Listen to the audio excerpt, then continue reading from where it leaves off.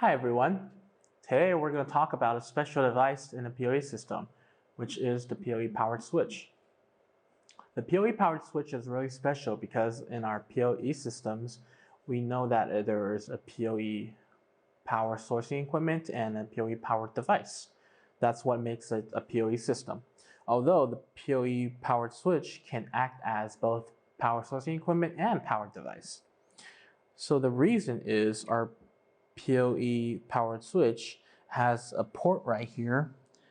In this 8-port PoE Powered Switch, it's this port number 8, and right here you can see it is this individual port right here.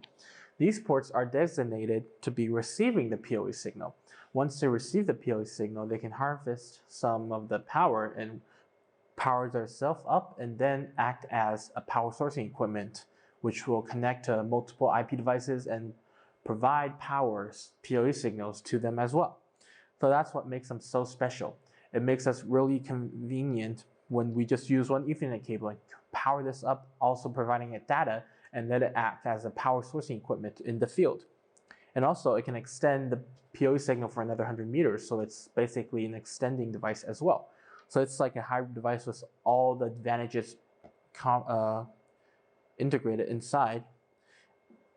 And we also have like an option for you guys to use your own power supply to provide the power if you don't want to like use the high power at the power sourcing equipment in your main network.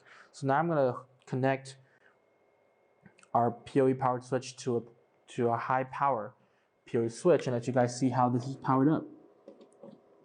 So I connect a Ethernet cable to our powered switch. And then you can see after I connect it to port number 8, the power indicator is on. This means there's power flowing through it right now. But if I plug it somewhere else, you can see there's nothing happening.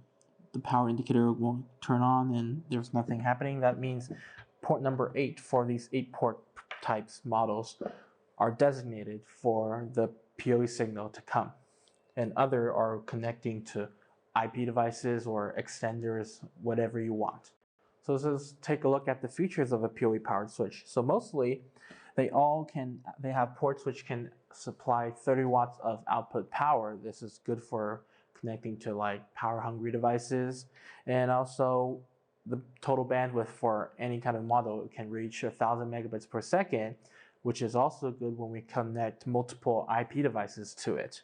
So they have enough power and they're capable of processing that much data. That's what makes them so special. That's why it's really popular among a lot of choices. And it's a good way to upgrade our standard PoE network system to a standard PoE system.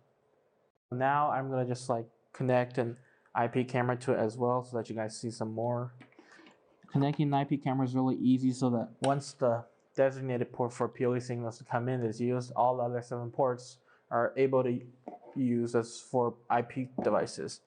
And right here, I'm going to connect it to this IP camera.